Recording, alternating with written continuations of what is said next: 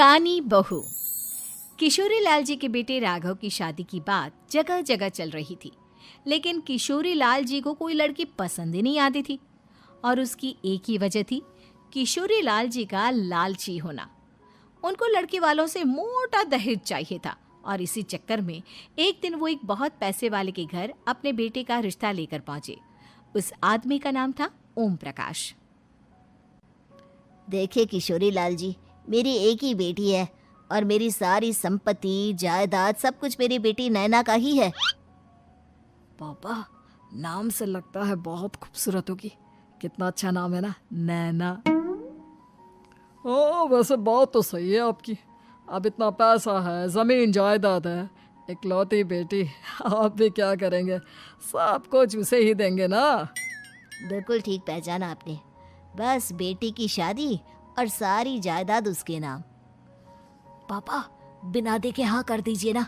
इतना अच्छा रिश्ता फिर कहाँ मिलेगा? माला माल हो जाएंगे हम। मैं अपनी बेटी को बुलाता हूँ। अरे नहीं नहीं नहीं नहीं, आपकी बेटी का नाम नैना है, सुनकर ही लगता है बहुत सुंदर होगी। रहने दीजिए अंकल, मैं तो आपकी बेटी के नाम से ही इतना खुश हो गया हूँ कि उसे बिना देखे शादी करने को तैयार हूँ। अब तो मैं उसका चेहरा सीधे शादी के बाद ही देखूंगा। और इस तरह राघव नैना का चेहरा नहीं देखता और उससे शादी कर लेता है। शादी के बाद अपनी सुहाग रात पर जब राघव नैना का घूंघट उठाकर देखता है तो नैना की आंखें बंद थी। कितने खूबसूरत हो तुम नैना, जरा अपनी आंखें खोलकर मेरी तरफ देखो तो सही।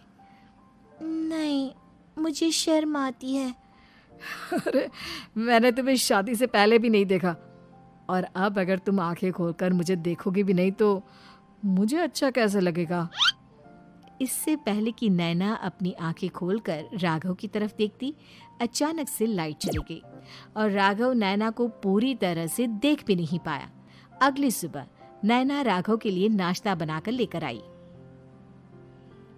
अरे ये क्या, आधा पराठा सेका हुआ है और आधा बिल्कुल कच्चा। ये तुमने क्या किया नैना? बहू, तुमने क्या आधा पराठा तवे से नीचे लटका कर रखा था, जो आधा सिका है और आधा कच्चा? मुझे जितना दिखेगा उतना ही तो सीखूंगी ना पापा जी। जहाँ जहाँ मुझे नजर आ रहा था वहाँ मैंने सीख लिया, जहाँ जहाँ नहीं दिखा वहाँ कच्चा रह गया होगा। इसका क्या मतलब है? ये कैसा मजाक कर रही है तुम? अरे बहू, तुमने इतना लंबा घूंघट क्यों लगाया हुआ है? देखो, हमारे घर में बहुओं को बेटी की तरह रखा जाता है, और फिर तुम तो इतना सारा माल लेकर आई हो। देखो, ये घूंघट डालकर रखने की कोई ज़रूरत नहीं है। हाँ नैना, पापा जी ठीक कह रहे हैं, तुम तो आराम से रहो, अपना ही घर समझो। नैना अचानक से अपना घूंघट उठा लेती है।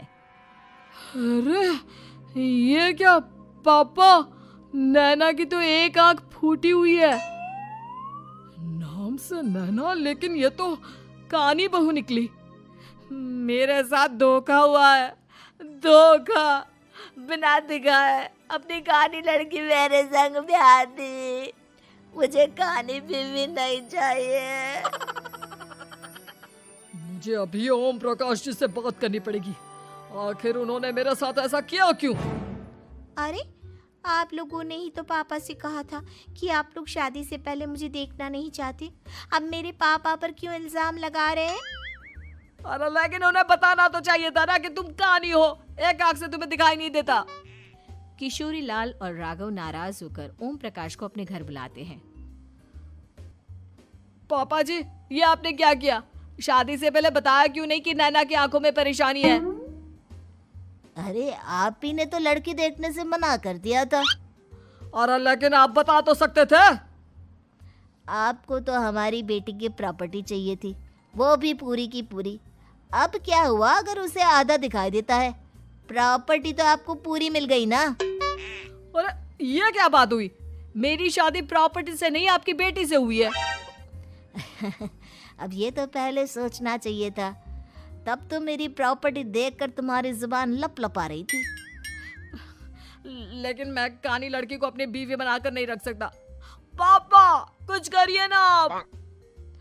हाँ, करता हूँ। देखिए ओम प्रकाश जी, आप हमारे साथ ऐसा नहीं कर सकते। और तुम देखो, अगर तुमने मेरी बेटी से शादी तोड़ी ना, तो जो भी प्रॉपर्टी मैंने तुम्हें दी है वो तो पूरी की पूरी वापस ले ही लूँगा, और आधी प्रॉपर्टी तुम्हारी भी लूँगा।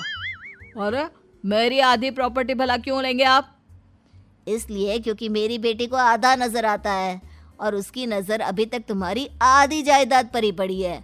अब तुम उसे घर से निकालोगे तो कुछ तो लेकर जाएगी ना।